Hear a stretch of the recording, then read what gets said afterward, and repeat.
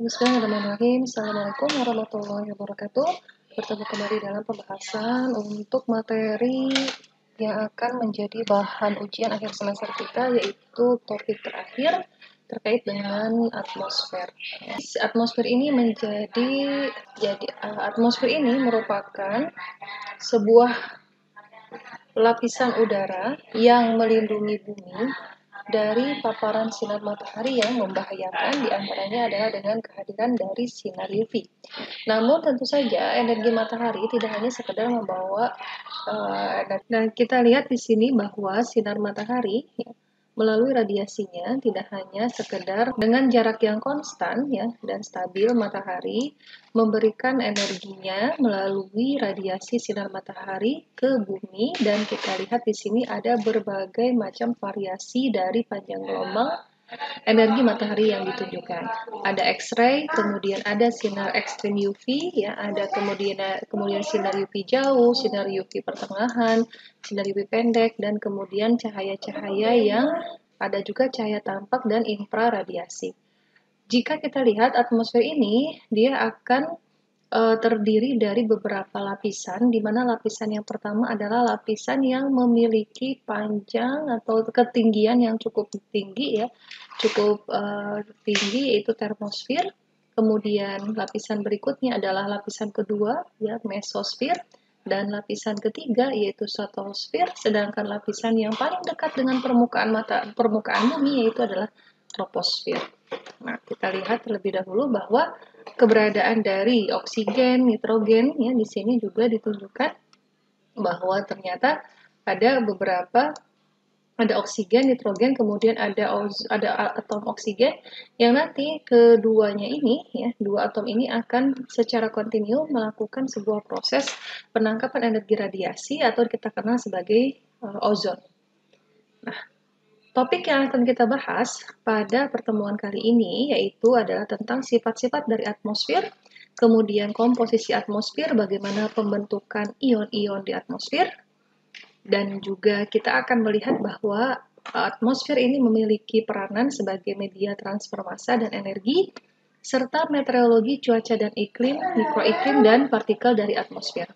Pertemuan berikutnya akan kita bahas mengenai bagaimana atmosfer dan perkembangan teknologi supaya terkait dengan green chemistry untuk menjaga sustainable living melalui atmosfer.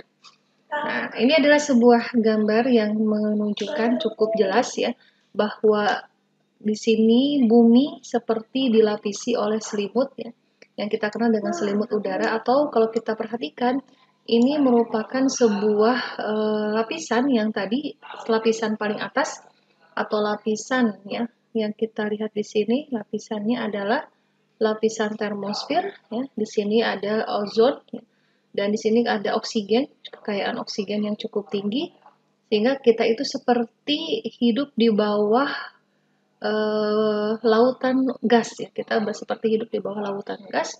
Dan lapisan ini menunjukkan adanya lapisan yang terbentuk antara atmosfer berdasarkan ketinggian. Jadi, apa sebetulnya atmosfer itu sendiri? Berdasarkan penampakan yang kita lihat pada gambar ini, sebetulnya menunjukkan sebuah definisi yang sejalan dengan bahasa Yunani, yaitu atmos itu yang berarti adalah uap air, sedangkan sfer yang berarti adalah selimut. Jadi atmosfer ini sebetulnya adalah selimut udara atau selimut uap air.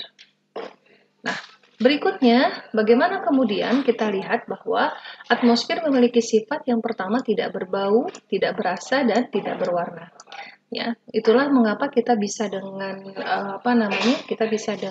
jelas melihat udara di sekitar kita. Sifat atmosfer lainnya dikarenakan dominan berupa gas, maka dia mudah bergerak sangat aktif molekul bergerak. Kemudian selain mudah bergerak tetapi juga mudah untuk dimampatkan, dan tentu saja dia juga memiliki kemampuan untuk berekspansi lebih besar. Selain sifat atmosfer, kita lihat tadi bahwa lapisan-lapisan ini menunjukkan bagaimana sebetulnya temperatur yang terjadi antara masing-masing lapisan. Nah, kita lihat bahwa pada ketinggian tertentu ternyata Di sini temperaturnya ya mencapai maksimum pada termosfer, sedangkan untuk stratosfer di sini kita lihat mencapai suhu yang ideal ya untuk atmosfer tersebut. Kemudian kita bisa lihat di sini ada sinar X-ray, atau kita lihat kembali ada sinar UV. Ya, ada empat macam sinar UV yang kita tulis di sini. Kemudian ada sinar tampak. Nah, sinar tampak inilah yang sampai ke permukaan bumi ya.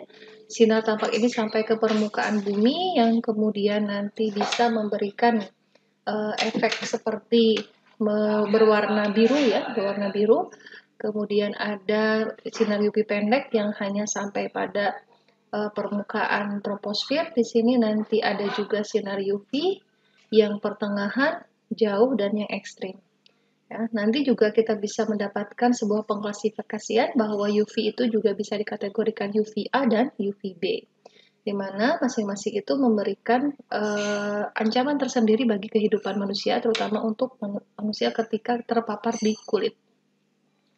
Nah, ini adalah gambaran bagaimana sebetulnya perubahan yang terjadi ketika stratosfer dan troposfer.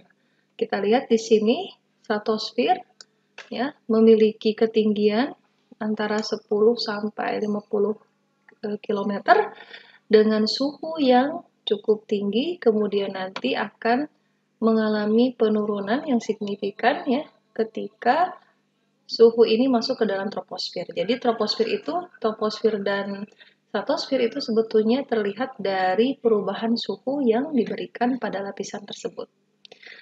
Atmosfer sendiri merupakan karena udara, massa totalnya bisa dikategorikan sangat-sangat besar ya, di mana lebih dari 99% itu berada 30 km dari permukaan bumi.